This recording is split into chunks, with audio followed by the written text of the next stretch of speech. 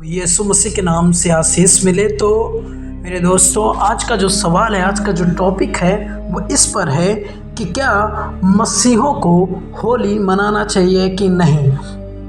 तो मैं आपको बताना चाहता हूँ कि जो होली त्यौहार है, हम सब कुछ जानते हैं कि ये संसार का त्यौहार है जो बाइबल में नहीं है, लेकिन हम इसे पूर्णतः समझते हैं। क्या ये बाइबल के द्वारा सही है या नहीं, इसे हम समझते हैं। तो हम कैसे समझ सकते हैं? देखिए, अगर कोई व्यक्ति जब संसार से निकलकर प्रभु यीशु मसीह में आता है, तो यीशु मसीह को जब उसे ग्रहण कर लेता है, उसके बलिदान पर विश्वास कर लेता है, तो उसके लिए ये हो जाता है कि उसके लिए बाइबल के वचन के द्वारा उसका जीवन जीना हो जाता है।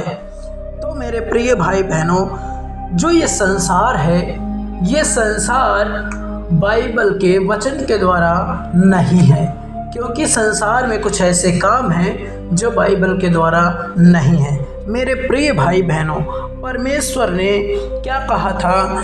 दूसरा कुरिन्थियों 5:17 में क्या कहा था वचन में? हम उस वचन को खोलकर हम पढ़ते हैं।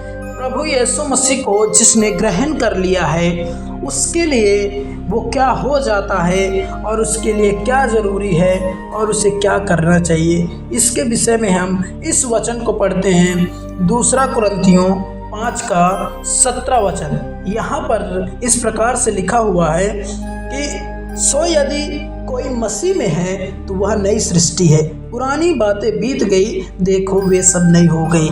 जब यीशु मसीह को कोई ग्रहण कर लेता है तो वो एक नई सृष्टि बन जाता है। मतलब जब आपने यीशु मसीह को ग्रहण किया तो आपने कहा, प्रभु कि मैं एक पापी मनुष्य हूँ। यानी आप यीशु मसीह को पहले नहीं जानते थे, तो आप पाप में जी रहे थे, लेकिन जब यीशु को आपने ग्रहण कर लिया तो यीशु के बलिदान पर जब आपने विश्वास किया तो यीशु ने आपको क्षमा करके आपको एक नया जीवन दे दिया और आप एक नई सृष्टि बन चुके हैं। मतलब जो पुराना था, आप उससे हटकर अब नए हो चुके हैं। तो आपके लिए यह है कि आपके जीवन में नया दिखना चाहिए, और वो नया क्या है? यीशु मसीह पर आप आ गए हैं, तो आपके अंदर नया ये होना चाहिए कि आपके अंदर बाइबल के वचन के द्वारा आपका जीवन होना चाहिए। मेरे प्रिय भाई बहनों, मैं आपको और एक वचन पढ़ना चाहूँगा। इफिसियों 4:23-24 क्या कहता है? इस वचन को हम खोलते हैं और हम पढ़ते हैं, क्योंकि वचन बहुत इम्पोर्टेंट है। बिना वचन के बताना किसी को हम नहीं समझा सकते हैं, लेकिन हम इस वचन को खोलते हैं। इफिसियों 4:23-24 वचन, इसको हम पढ़ते हैं। तो यहाँ पर लिखा हुआ है, और अपने मन के आत्मिक स्वभाव में नए बनते जाओ। 24 वचन, और नए मनुष्य तत्व को पहन लो, जो परमेश्वर के अनुसार सत्य की धार्मिकता और पवित्रता में सृजा गया है। तो मेरे प्रिय भाई बहनों, यहाँ पर वचन क्या कहता है कि आपके मन, मतलब जब यीशु मसीह को ग्रहण किया तो आपका मन जो था वो आत्मिक रूप से स्वभाव में नया होता जाए। तो कैसे हो सकता है? जब आप प्रभु यीशु मसीह के वचन को मानेंगे और उसको लागू करेंगे अपने जीवन में। तो वचन कहता है 25 वचन, 24 वचन, और नए मनुष्य तत्व को पहन लो। मतलब एक नया मनुष्य तुम बन जाओ बाइबल के वचन के द्वारा, जो परमेश्वर के अनुसार सत्य की धार्मिकता है, झूठ की नहीं, क्योंकि संसार झूठ में जीता है और परमेश्वर सत्य है। तो उस धार्मिकता को आप पहन लो, और पवित्रता में सृजा गया है। मतलब परमेश्वर पवित्र है, उसमें कोई पाप नहीं है, इसलिए वो पाप से घृणा करता है। और उसके बाद एक पापी मनुष्य रहकर कोई उससे मेल मिलाप संबंध नहीं कर सकता है जब तक उसके पाप क्षमा ना किए गए हों। तो यीशु को तो आपने ग्रहण किया है, तो आप एक नए मनुष्य बन गए। मतलब संसार जो करता है वो आप नहीं करते हो, तो आपको जो संसार करता है वो आपको नहीं करना है। देखिए, होली हम किसी को यहाँ पे, अगर ये भाई बहन कोई दूसरे भी वीडियो देख रहे हैं जो यीशु मसीह पर विश्वास नहीं करते हैं, तो हम आपको बता दें कि हम केवल मसीह भाई बहनों को समझाना चाहते हैं तो उनके लिए क्या सही है।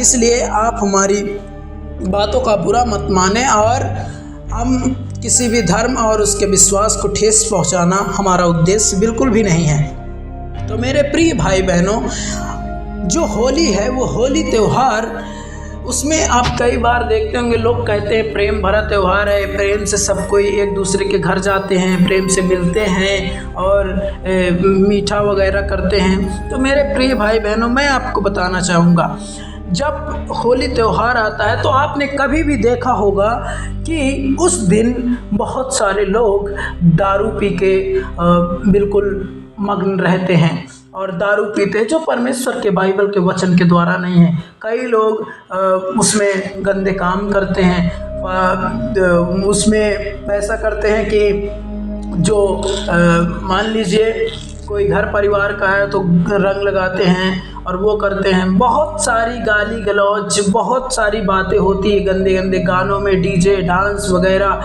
ये सब कुछ होता है। तो मेरे प्रिय भाई बहनों, यीशु मसीह ने तो इसका आदेश दिया नहीं है। तो ये जो त्यौहार है, क्या ये आपके लिए सही है या नहीं सही है, ये आप डिसाइड कीजिए, क्योंकि जो इसमें काम होते हैं इस त्यौहार में, क्या वो बाइबल के वचन के द्वारा है, क्या परमेश्वर ये सब कुछ ग्रहण करता है, ये आपको जांचना पड़ेगा। मेरी तरफ से तो ये है कि होली का त्यौहार आप सभी के लिए सही नहीं है और ये त्यौहार परमेश्वर के द्वारा नहीं है। इसलिए मेरे प्रिय भाई बहनों, मैं वचन पढ़ना चाहूँगा मत्ती 5 अध्याय उसका 27 से 28 वचन।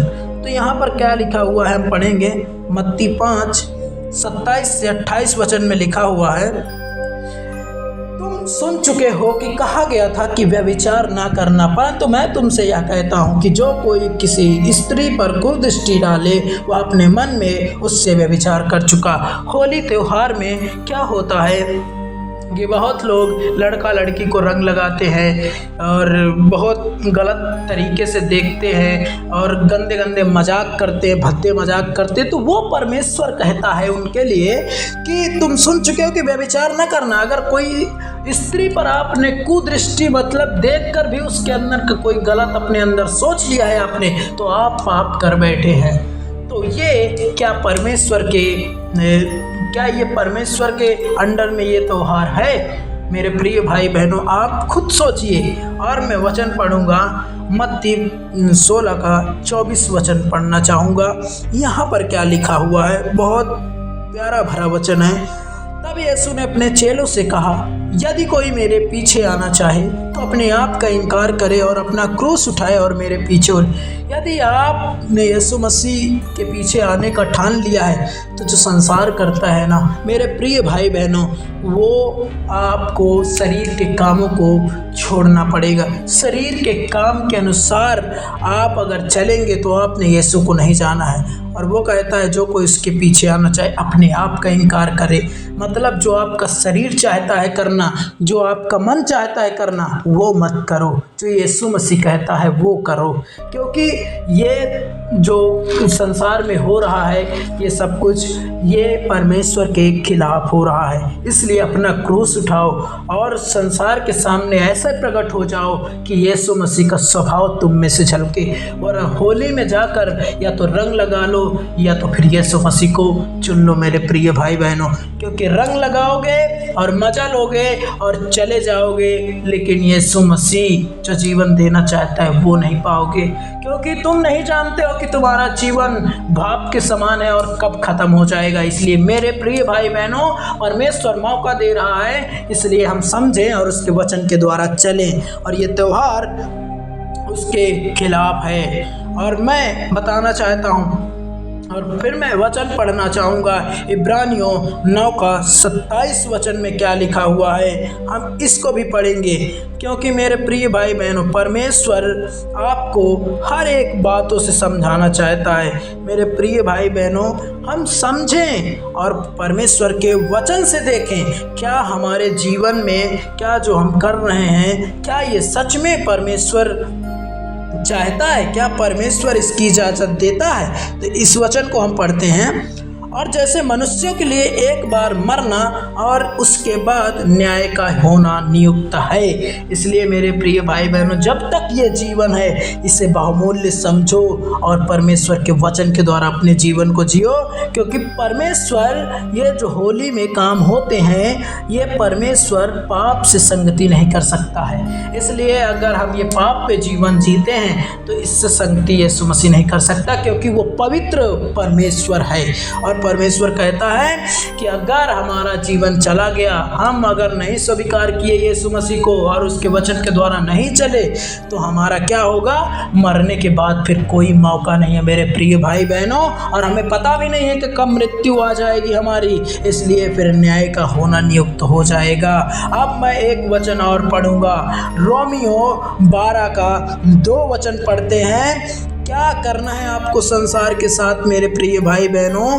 कैसे रहना है इस संसार की तरह? तुम्हें बनना है कि नहीं बनना है? रोमियो 12 अध्याय और वचन 2।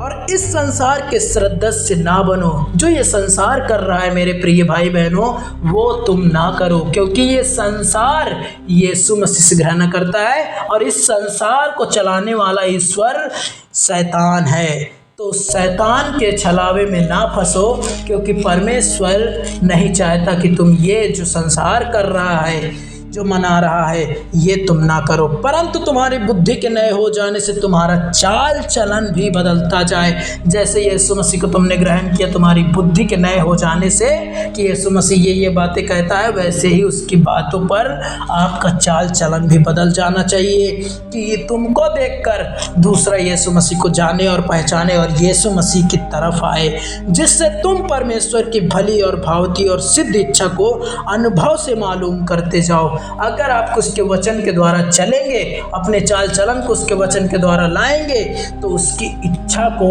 पूरी तरह अनुभव करेंगे।